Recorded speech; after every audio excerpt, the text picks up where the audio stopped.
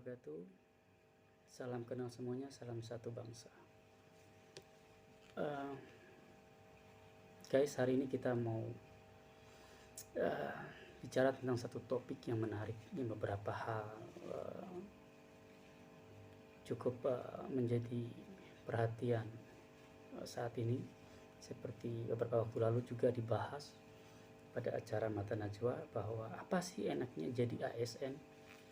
Nah, tapi sebelum kita masuk ke situ, saya ingin menyampaikan beberapa hal dulu bahwa ASN itu sebenarnya aparatur sipil negara, tetapi di dalamnya ada dua pembagian kelompok, yaitu pegawai negeri sipil atau PNS, dan juga ada yang namanya P3K atau pegawai pemerintah dengan kontrak kerja. Jadi ASN ini berfungsi untuk menyelenggarakan urusan pemerintah, khususnya dia sebagai eksekutif. Nanti salah satu concernnya adalah pada people and development, jadi yang berkaitan dengan pembangunan dan juga berkaitan dengan kesejahteraan masyarakat atau rakyat yang ada di negara tertentu atau daerah tertentu. Jadi memang ASN ataupun aparatur sipil negara ini memiliki tupoksi. Tupoksi itu artinya ada tugas pokok dan fungsi yang harus dilaksanakan oleh penyelenggara eksekutif ini, sehingga tanggung jawabnya adalah sebenarnya cukup besar bagi kemajuan peradaban di suatu bangsa ataupun daerah. Jadi memang aparatur sipil negara ini menjadi ujung tombak bagi pembangunan dan upaya-upaya untuk meningkatkan kesejahteraan bagi bangsa dan negara. Jadi tugasnya cukup banyak dan sangat-sangat luar biasa berat bagi kemajuan bangsa dan negaranya. Jadi saya hanya ingin menyatakan bahwa PNS itu ya tergantung sudut pandang kita, atau ASN itu tergantung sudut pandang masing-masing. Bahwa memang pemerintah juga masih membuka peluang untuk menerima ASN baru, nah, baik itu PNS-nya ataupun P3K. Jadi tahun ini aja banyak dibuka peluang sehingga bisa mengisi kekurangan-kekurangan yang ada dalam struktur organisasi pemerintah itu.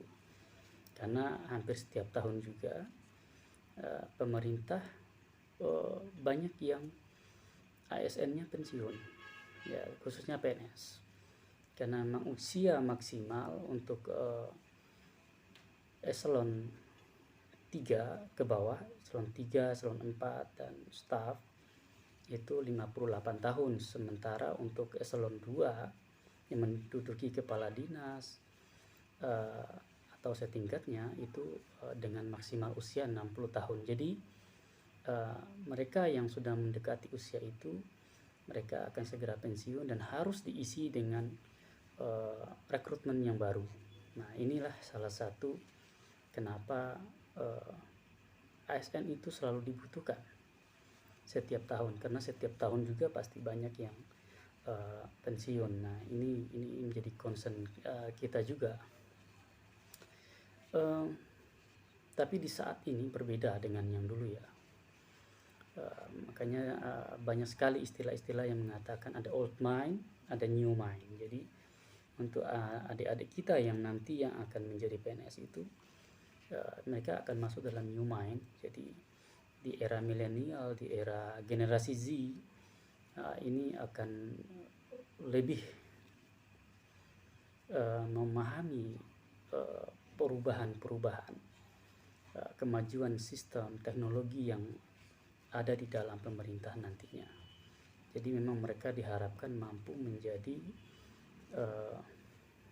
akselerator untuk percepatan proses pembangunan yang ada di negara ataupun di daerah. Selain itu juga mereka akan membawa perubahan-perubahan pada kesejahteraan bagi rakyat, sehingga pola rekrutmennya pun sekarang ini begitu sulit, tidak seperti dulu. Jadi mereka sangat handal, sudah menggunakan sistem CAD atau Computer Assisted yang sudah didesain oleh Kemenpan beberapa waktu yang lalu. Jadi kita nanti akan bicara banyak tentang apa sih ASN itu dan tugas-tugas ASN itu. Pemerintah itu terbagi apa saja sih tugas-tugasnya. Nah, ini nanti akan kita bahas pada sesi selanjutnya.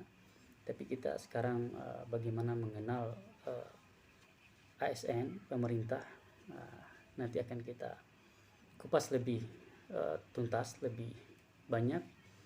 Ya, kenapa sih harus ada di pemerintah itu ada istilah dinas, ada istilah badan, ada istilah sekretariat, ya, bagian organisasi seperti itu.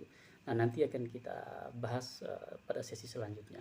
Jadi seperti itu, bahwa memang pemerintah itu adalah salah satu penyelenggara negara yang tujuannya bagaimana meningkatkan kesejahteraan dan bagaimana dia bisa membangun daerah ataupun bangsa. Nah, ini yang menjadi topik kita saat ini. Nanti kita akan bicara lebih banyak lagi tentang seperti apa sih ASN itu, dan teman-teman juga bisa memberikan ide, berikan masukan, pertanyaan kepada kita. Nanti akan coba saya jawab tentang seputar dunia ASN. Oke, salam satu bangsa. Terima kasih. Assalamualaikum warahmatullahi wabarakatuh.